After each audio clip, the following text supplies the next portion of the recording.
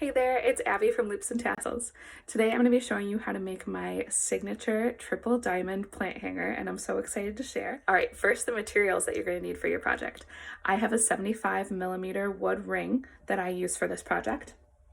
You can use other sizes as well, but with how much cord we're adding, you're going to want that little bit larger size of wood ring.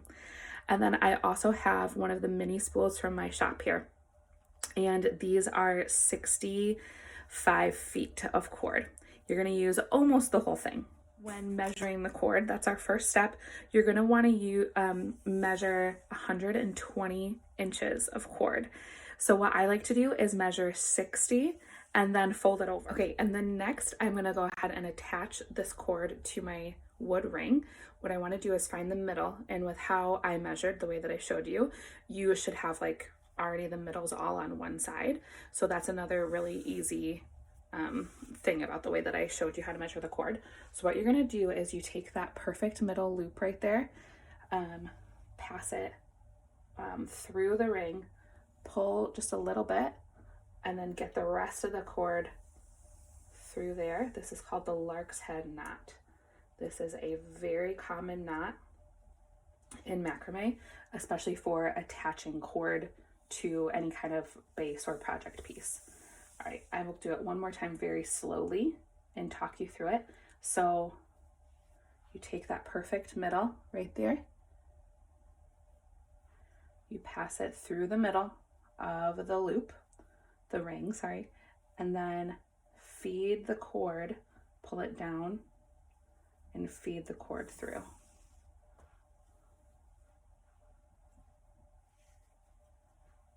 So once this is attached, I'll show you how we start our project. Okay, the next thing that we're gonna do now that all of our cord is attached is we're gonna use the clove hitch knot, which I will show you, to make a pattern. One of the important things about making a pattern, this is gonna make like the diamond outside pattern. One of the important things is that the direction of the cord that you are wrapping the other cords around is important, because the direction that you have it in and like the angle that you have it at is going to dictate your how your pattern lies. So let me show you what I'm talking about. Okay, so first of all, find the two very middle pieces here, those two middle strings. So it'll be one from one lark's head knot and one from the other. Those are the two middle. Pardon me. You're gonna cross them, and then what I like to do to keep track is to loop the other one kind of away, just to kind of keep it out of your way. It might fall, but let's see.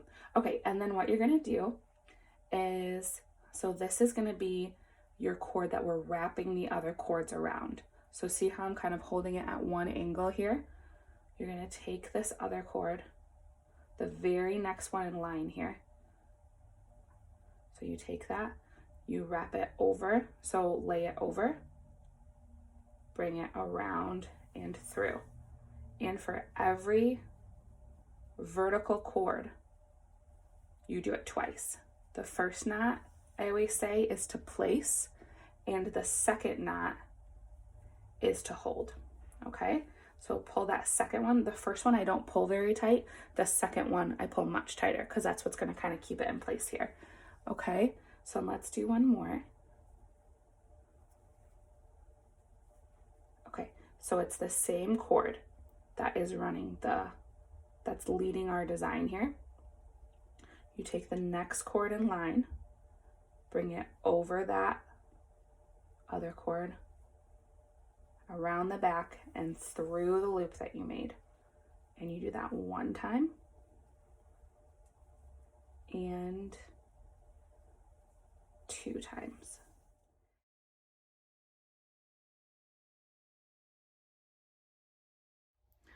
Okay, so now I have the top of the diamond all done there. Take this off and show you. The top of the diamond all done. I used that same knot to do the other side. If you have a dominant hand, one side is going to be easier for you to do than the other, because you kind of have to switch sides. So yeah, so just keep that in mind. It's kind of like painting your nails. One side is always a little bit easier. But you kind of want them to both end at the same spot and have the same angle tipping down. One thing with macrame is you can totally take it out and redo it. That is no problem at all. If you at this point notice that maybe you're getting the hang of it and you want to redo something, I would highly recommend taking the end of each of these. You can see this is starting to fray just a teensy bit already just from what I've done, and you can tape it.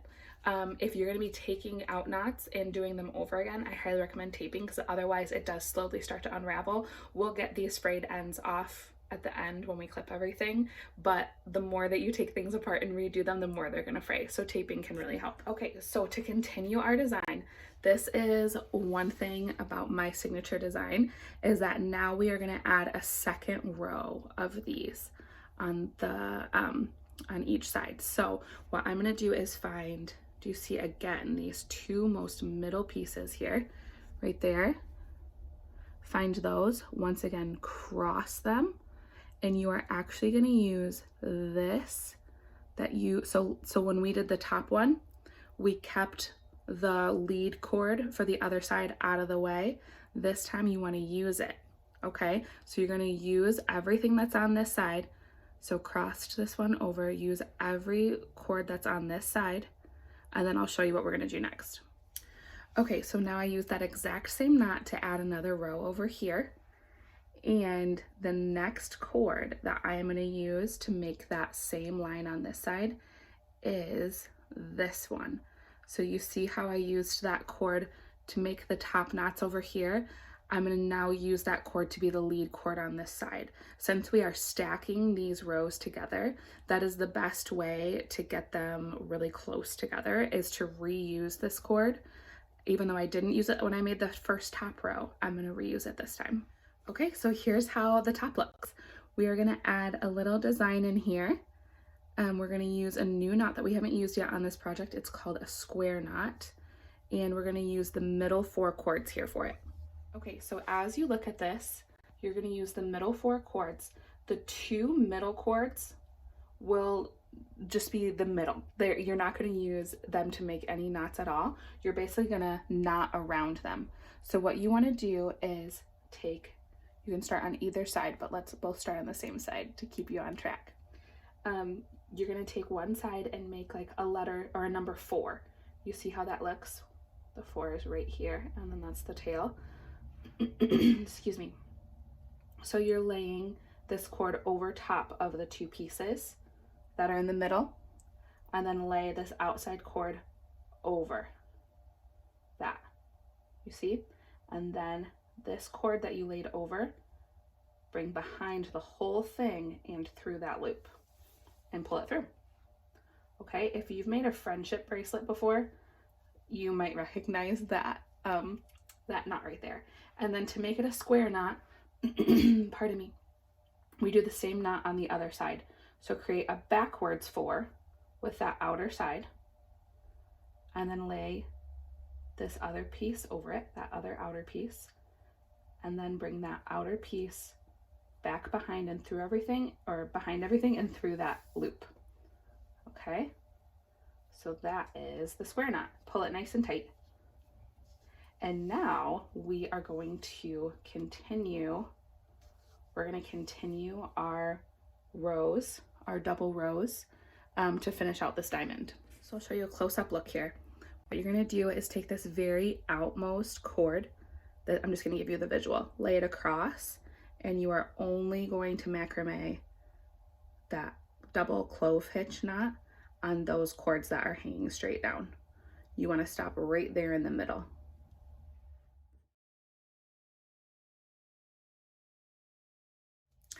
Okay, isn't this looking so pretty? Basically what we're gonna do next, just to give you like the broad strokes of where we're gonna repeat this pattern to create the second and the third diamond. And what you wanna do is, again, find these 2 middle cords to start your next diamond. And the same one, do you see how I ended off like this is the row that I was last working on? You basically are going to continue that row all the way down. So keep this as your lead cord as you continue down and start that first top row for your second diamond.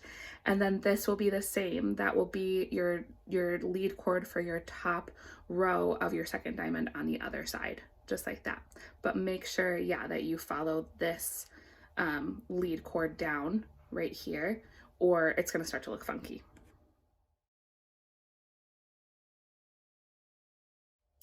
Okay, so one super quick note about tension.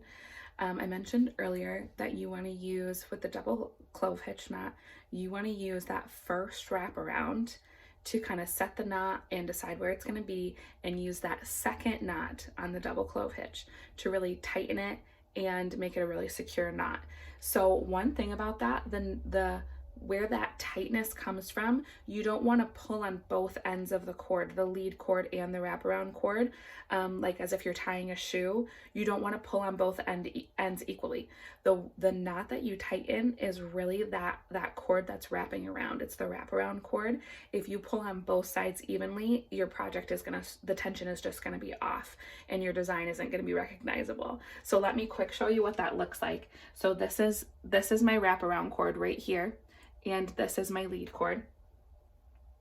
I'm using my first knot to set the design, and my second knot to tighten and lock it in. So what I'm doing is I'm holding this lead cord, I'm holding it really like in the direction that I want the design to go, and I'm tightening with this one right there. And then sometimes I use my nail to kind of slide it up and into place if it didn't land exactly where I wanted it to.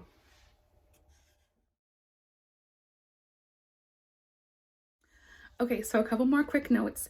If you get done with your two sides of the diamond and one side looks a little longer, this side to me looked a little bit longer, you can just take it and hold these lead cords really firmly and then push up on the knots really firmly. It will just kind of bunch them all together and make them kind of more parallel, like ending in a more parallel line.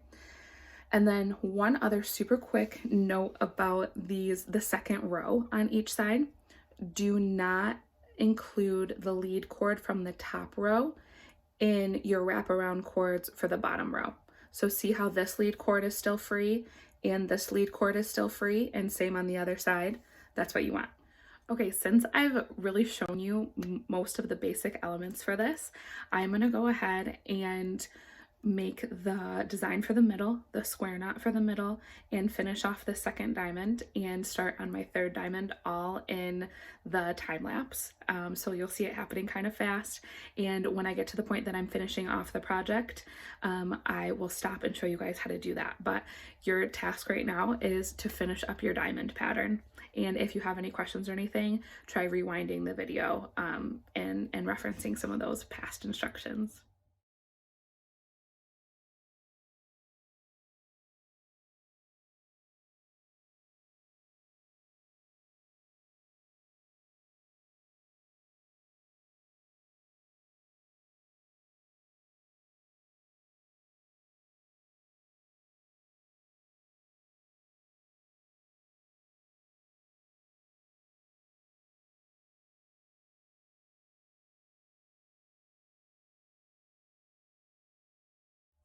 Okay, now to finish off your project, I've changed my setup a little bit here just because it's gotten so long and I want to keep it in the frame, but you can continue to work in the same place.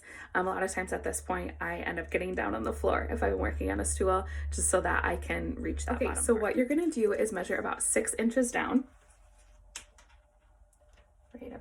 right about here, and we're gonna do a series of square knots. So the same that we did up here, we're gonna gather 4, 4, 4. So 3 groups of 4 and do a row of square knots.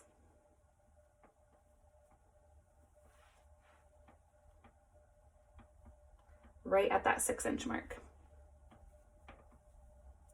Pull these nice and tight. What we're doing right now is creating the basket, the holder for where the pot is going to go for our plant hanger. When this plant hanger is done, it will hold about a 4 or 5-inch diameter pot really well. If you have the pot that you want to use, you can get it out right now and you can actually make your plant hanger around that pot. So again, make sure that those are pulled nice and tight. And then about 4 inches down from that, drop my tape measure. Okay, about 4 inches down from that, so I'm measuring from the bottom of the square knot to about right here, we are gonna make our next row of square knots. But what we're gonna do is we're only gonna make 2 in this row. We're gonna leave out these side cords and these side cords. So there's a group of 4 and a group of 4, just like this. So I'm taking 2 from this, 2 from this, 2 from this, 2 from this, and making another row at that 4-inch mark. Okay, and then our very last square knot, you're gonna take these 2 pieces that we had left out of that row and bring them around to the front. Find the 2 most outer pieces to be your inner parts of the square knot, and then you're right there. Gather this all together. You're gonna lay about 3 inches down, gather it together, lay this one tip of the cord pointed up.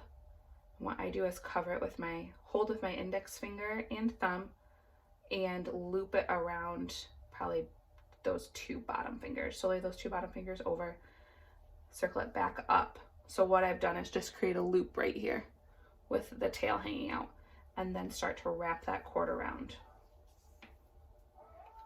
2, 3, 4, 5.